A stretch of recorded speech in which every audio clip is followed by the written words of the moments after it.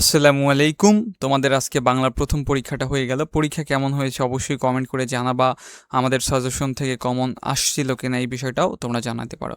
তো অলরেডি তোমাদের ব্যাকরণ অংশের সাজেশন ভিডিও আপলোড করা হয়ে গেছে। এখন আমরা হচ্ছে নির্মিত অংশের যে ৭০ মার্ক আছে এইটার উপরে আমরা হচ্ছে সাজেশনটা দেব। তো তোমাদের হচ্ছে ৭ নাম্বার প্রশ্ন থেকে মূলত শুরু হবে নির্মিত অংশ, আর শেষ হবে হচ্ছে ১২ নাম্বার প্রশ্নে গিয়ে। এখানে টোটাল হচ্ছে ৭০ মার্ক থাকবে। ওকে, তো আমরা হচ্ছে শুরু করি। তো ৭ নাম্বার প্রশ্নে হচ্ছে অনুবাদ থাকবে এবং পারিভাষিক শব্দ থাকবে। তোমরা যদি কেউ অনুবাদ পড়ো তাহলে এইগুলা পড়বা। পড়বা হচ্ছে Shaheed Minar, family is the first, patriotism, a good teacher, books আর patriot, a patriot, Bangladesh is নাও।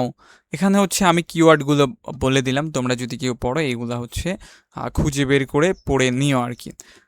দেন হচ্ছে the year of education, man is the literary, trees are our friends, A news paper.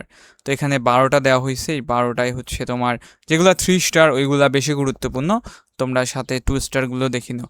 তবে আমি বলবো এখান থেকে অনুবাদ উত্তর করার দরকার নাই। আমরা মূলত পড়বো হচ্ছে পারিভাষিক শব্দ। 15টা শব্দ থাকবে ইংরেজিতে, আমাদের হচ্ছে যে কোনো 10টা লিখতে হবে। তো এইগুলা কোথা থেকে পড়বা আমরা একটা সাজেশন দিচ্ছি। তোমরা যারা বাংলা সেকেন্ড পেপারে একটা কোপ দিতে চাও, লাইক 85+ পাইতে চাও, তাদের পড়ার টেবিলে বা ফোনের মধ্যে এই পিডিএফটা থাকা খুবই জরুরি। এই সাজেশনে তোমার হচ্ছে 1 থেকে 7 পর্যন্ত উত্তর সহ আছে, লিখিত অংশ লেখার নিয়ম, দেন কি পড়তে হবে এই বিষয়গুলো থাকছে। জাস্ট আমি তোমাকে একটু ডেমো দেখাচ্ছি। এখানে দেখো 1 নম্বর প্রশ্নের সাজেশন এইগুলো দেওয়া আছে। তো এখানে আবার এসবের উত্তর দেওয়া আছে, মানে 1 নম্বর প্রশ্নের কর উত্তর আছে এবং খর উত্তর আছে। এখন দেখো উচ্চারণগুলো মানে স্টার মার্ক করে দেওয়া আছে যে কোনগুলো বেশি ইম্পর্টেন্ট, কোনগুলো কম ইম্পর্টেন্ট। সো খুব বেশি দেওয়া নাই, আমি তোমাদেরকে দেখাই দিচ্ছি। এই কয়েকটা পড়লেই তুমি 100% শিওর 8টার মধ্যে 8টাই কমন পাবা। আর আমাদের সাজেশন পড়লে 1 থেকে 7 পর্যন্ত তুমি 40-40ই কমন পাবে ইনশাল্লাহ। আবার আমি দেখাচ্ছি তোমাদের 2 নম্বর প্রশ্ন। 2 নম্বর প্রশ্নের যে এখানে ক এর সাজেশন দেওয়া আছে, দেন এখানে ক এর উত্তর দেওয়া আছে। আবার শুদ্ধ বানানগুলো সুন্দরভাবে দেওয়া আছে, যে আমি তোমাকে দেখাচ্ছি। তো খুব বেশি দেওয়া নয়, অল্প করে দেওয়া আছে। সো এসব পড়লেই হয়ে যাবে। আমাদের প্রত্যেকটা প্রশ্নেরই উত্তর দেওয়া আছে, ঠিক আছে? এই যে তোমাকে আমি হচ্ছে ডেমো দেখাচ্ছি। এই যে 3 নম্বর প্রশ্নের উত্তরগুলো এখানে দেওয়া আছে। দেন হচ্ছে তোমার এই যে প্রত্যয়ের উত্তরগুলো দেওয়া আছে। মানে সবকিছুই আছে। আর এই সাজেশনের দাম বেশি না, মাত্র 99 টাকা। তুমি 99 টাকা দিয়ে পিডিএফটা তুমি হচ্ছে পেয়ে যাবে। এই ক্লাসটা যদি হচ্ছে 5,000 মানুষ দেখে, সাপোজ 5,000 মানুষই তো আর সাজেশন নিবে না। তোমরা যারা সাজেশন নিবা না তারা হচ্ছে কিভাবে পড়বা, বোর্ডে সব থেকে বেশি আসা শব্দগুলো পড়বা, ইনশাল্লাহ কমন পাওয়া যাবে। আর সাজেশন নিলে এত তোমাকে খুঁজতে হবে না, সাজেশন সলভ করলে ইনশাল্লাহ 15টার মধ্যে এমনিতেই তুমি 10টা কমন পেয়ে যাবা আর কি।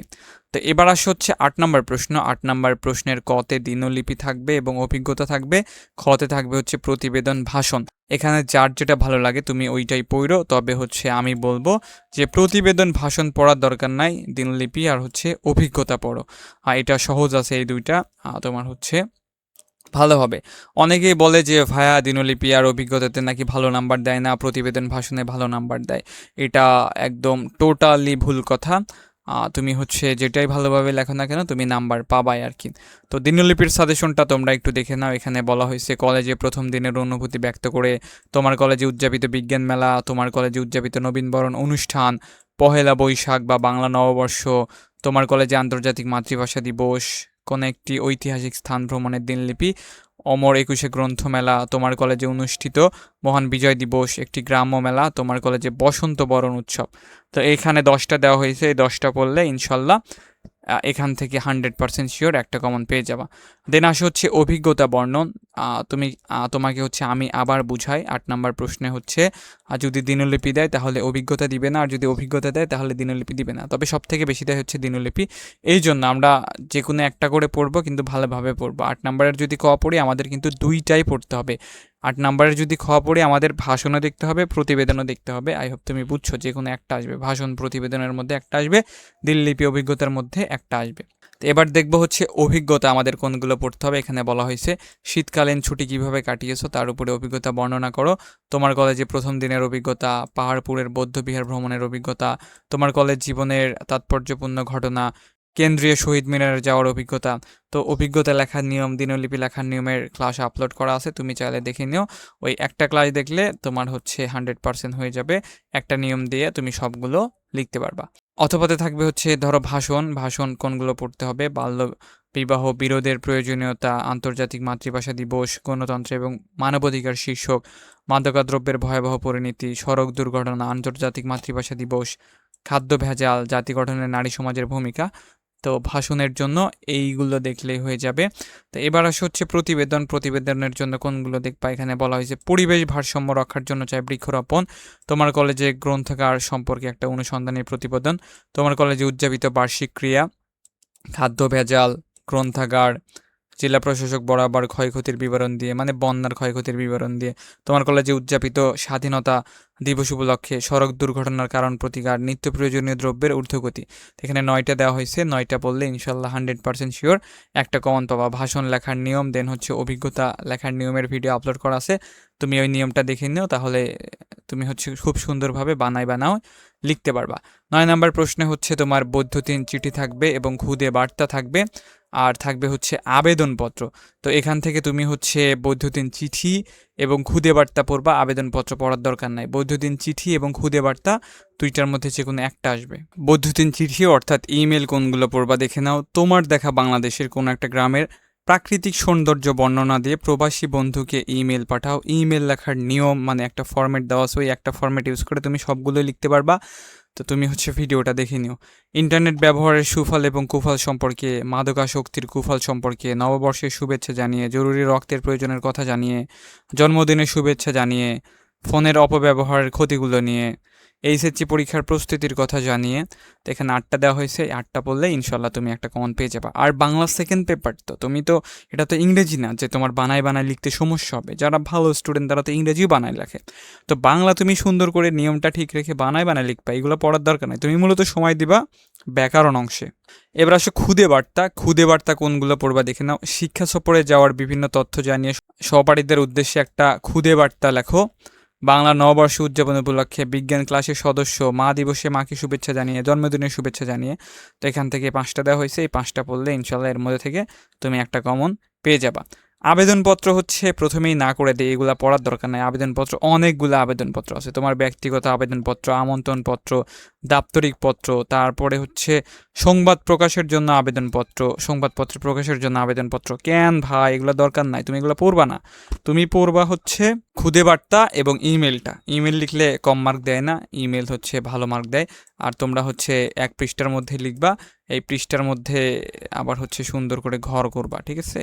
এরকম ঘর করে তোমরা হচ্ছে লিখবা। এই যে একটা হচ্ছে এখানে ধরো 2 লিখলা, নিচে হচ্ছে তোমার একটা ঘরে তোমার ওই সিসি লিখলা, দেন আর একটা ঘরে হচ্ছে সাবজেক্ট লিখলা, দেন হচ্ছে এখানে থাকবে হচ্ছে টেক্সট, ঠিক আছে?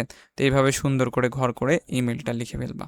1 পৃষ্ঠার মধ্যে লিখবা, 2 পৃষ্ঠা যাওয়ার দরকার নাই। বাই এনি চান্স যদি 2 পৃষ্ঠায় চলে যায় তাহলে হচ্ছে তোমার নাম্বার দিবে, তবে হচ্ছে 1 পৃষ্ঠার মধ্যেই থাকার চেষ্টা করবা।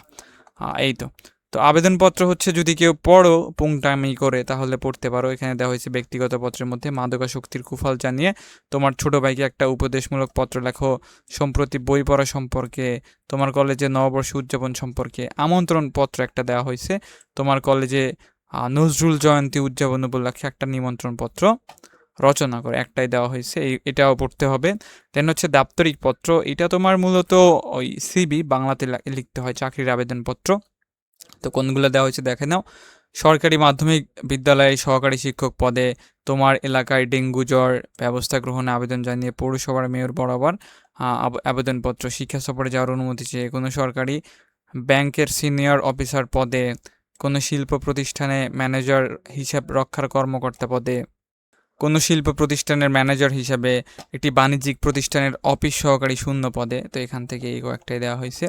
এবার আসে হচ্ছে সংবাদপত্রে প্রকাশের জন্য আবেদনপত্র। শহরের যানজট নিরসনের জন্য যথার্থ দৃষ্টি আকর্ষণ করে পত্রিকায় প্রকাশের জন্য একটা আবেদনপত্র।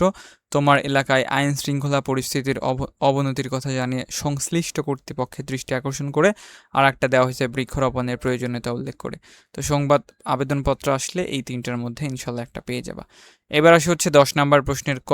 তোমার 10 নম্বরের প্রশ্নের সারাংশ সারমর্ম পড়ার দরকার নাই। কেন পড়ার দরকার নাই? বিকজ এইগুলা তোমরা বাংলার ছাত্র ভাই, শুধু মুখস্থ বিদ্যা, দেন হচ্ছে তোমার ওইভাবে লিখতে পারো না।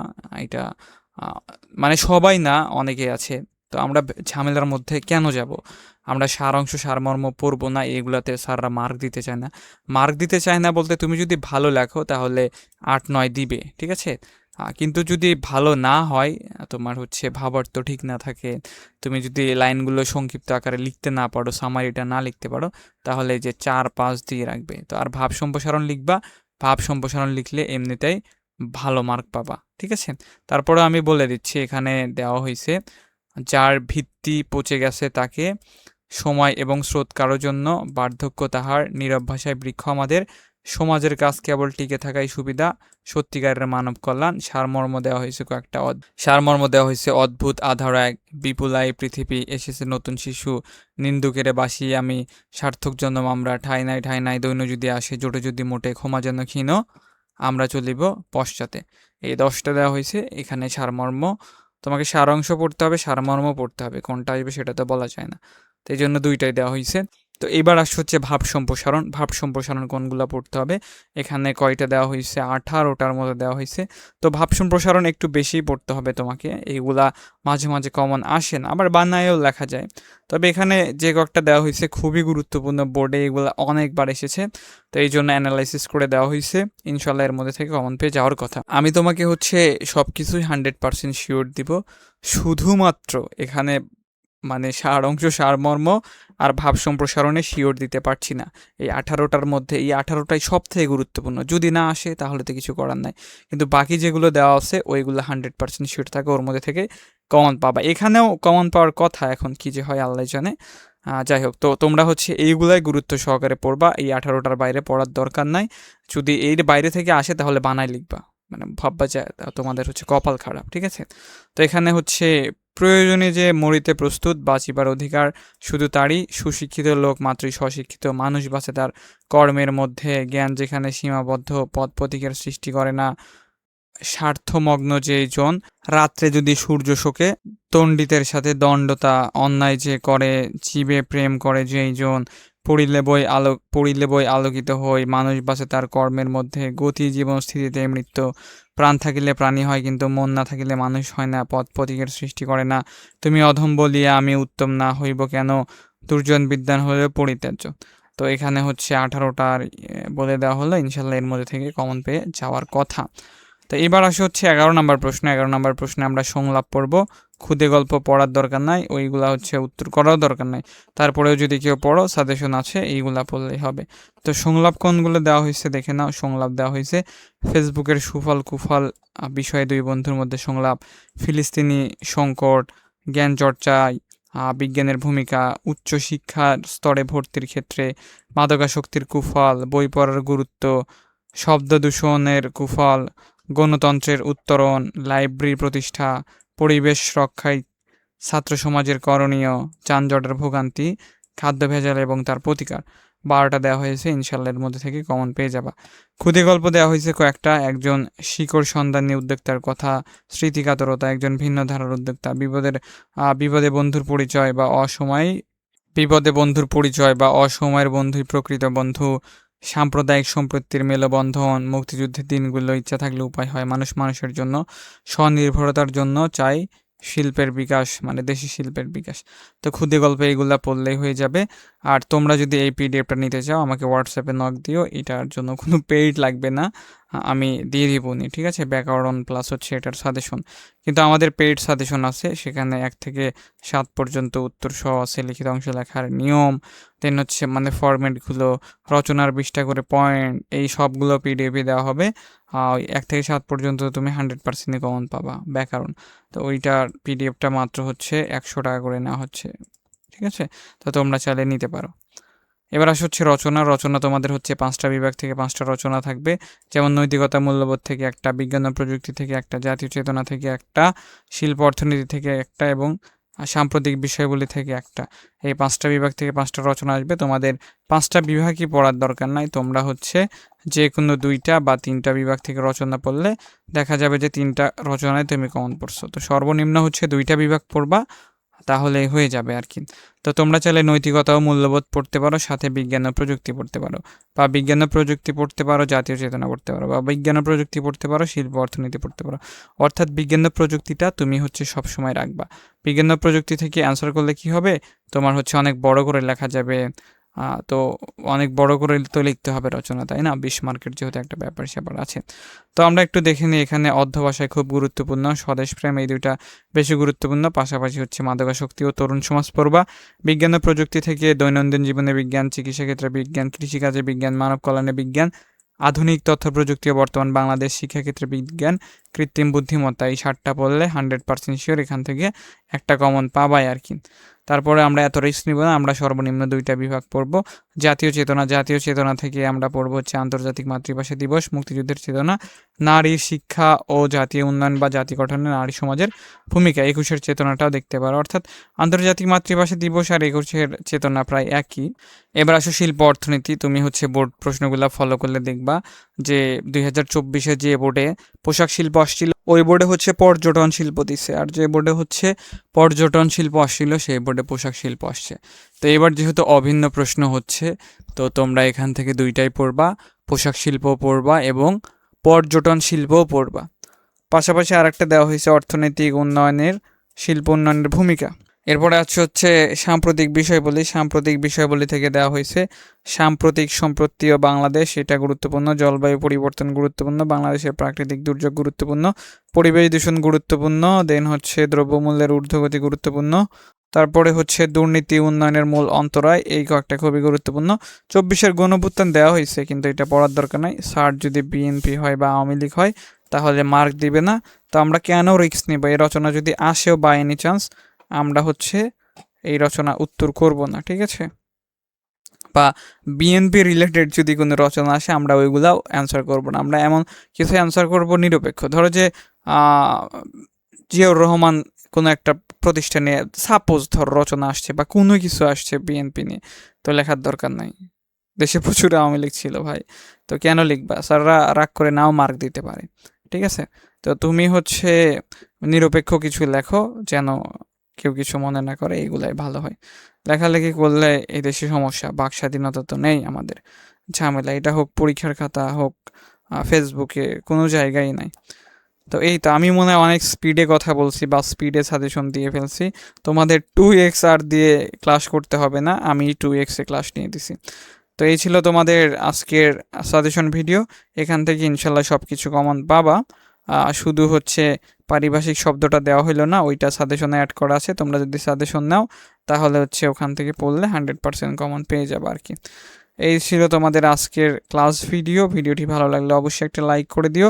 চ্যানেলে নতুন হতে থাকলে চ্যানেলটিকে সাবস্ক্রাইব করে পাশে থাকা ঘন্টা বাটনটি অল করে দিও। সবাই ভালো থাকো, সুস্থ থাকো, ভালোভাবে পড়াশোনা করো। আল্লাহ হাফেজ।